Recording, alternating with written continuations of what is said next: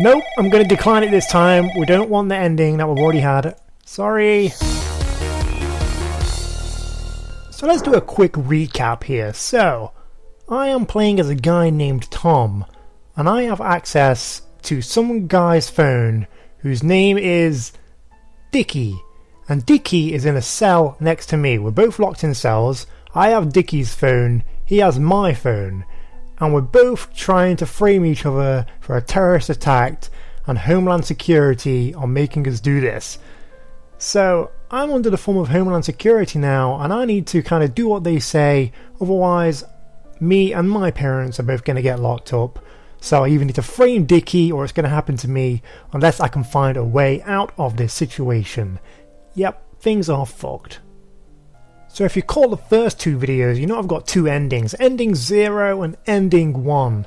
Ending 0 was basically me declining to talk to Homeland Security, so if I don't take their calls they're going to cut me off and they're going to throw me away for 5 years. And ending 1 is where I got in contact with Dickie's parents through this phone, and yeah.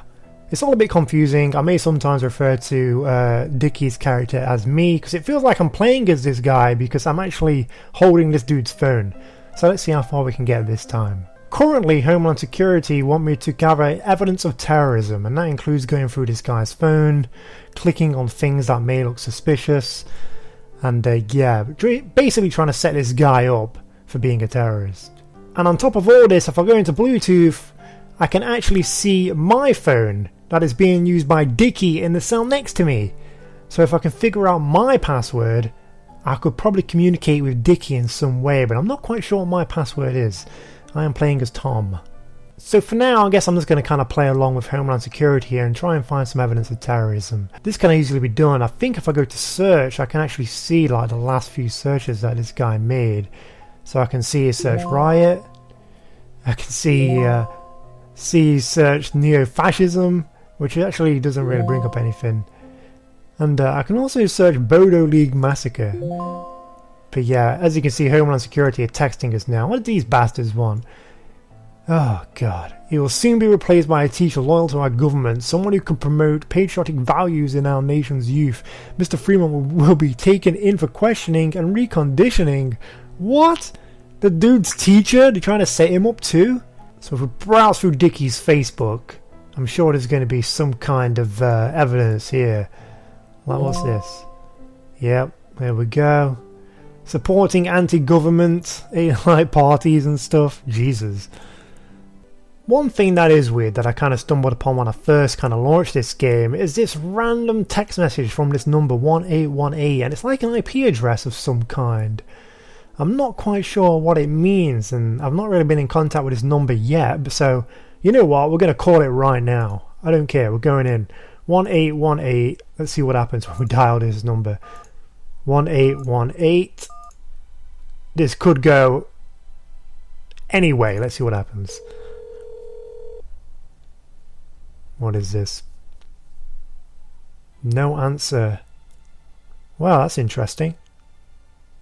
What is interesting about that number is we actually made a phone call to that number on the 27th of October.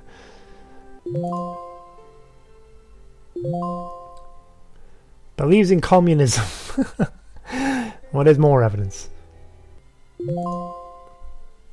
Visited terrorism location just by hanging out with my friends here. God, man, I'm setting this guy up.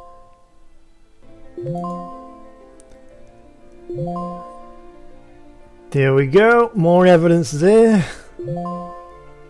Using obscene words violates the Internet Security Act. Fuck that.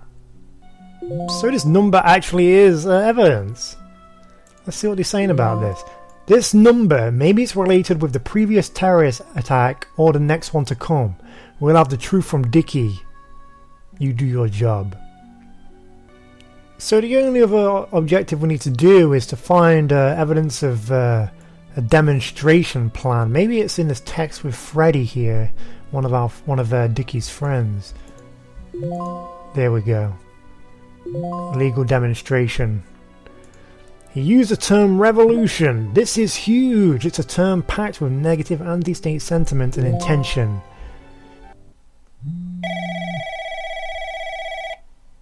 Nope, I'm going to decline it this time. We don't want the ending that we've already had. Sorry. God, I feel bad.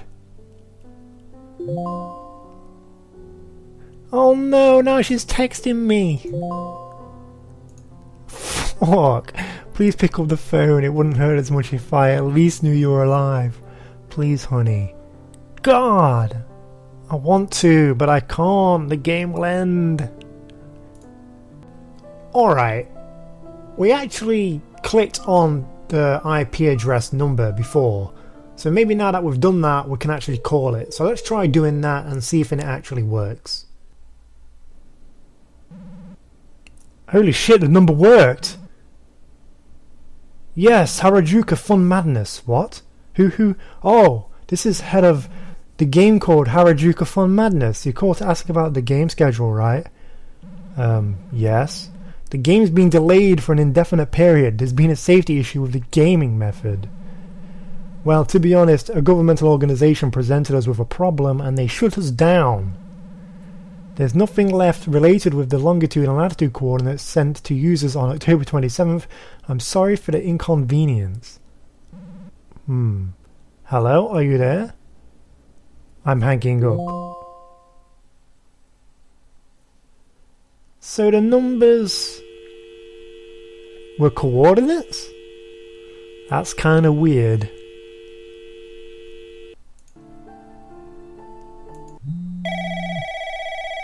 Oh shit, Homelander calling. Alright, let's answer. Tom, did you find something? It's a game. What?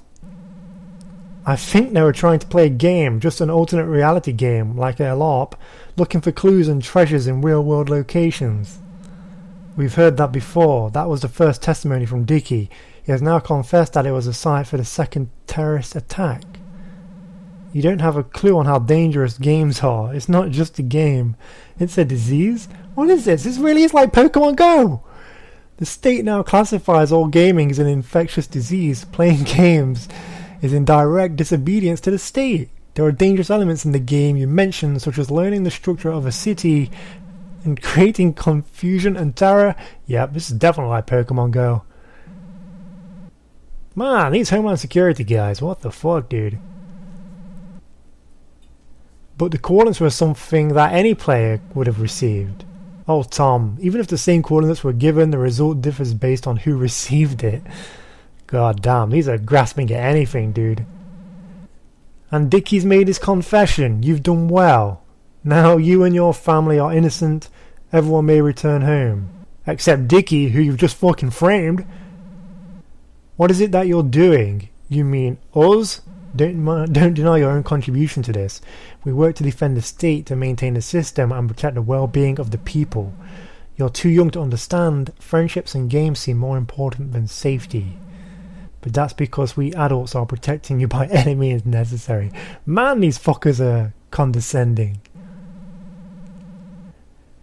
Kids say don't trust anyone over 30. We have been forced to push back and say don't doubt doubt anyone under 30. What?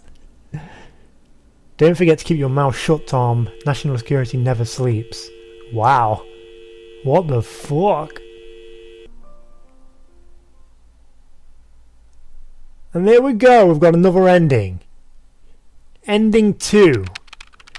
The terrorist group was arrested. It was discovered that Dickie and his co-conspirators, although appearing to be normal high schoolers, believed in and followed communism as if it were a religion. Public anxiety about terrorism morphed into devotion to Homeland Security. Victory of the ruling party on the upcoming election was assured. What a load of bullshit. That fucking ending, dude. We just basically framed some guy for terrorism. And it was all because of Pokemon Go! Fuck. Maybe we can get a better ending next time. I want to fucking get these fucking Homeland dudes, man. Everyone needs to go free. This is bullshit.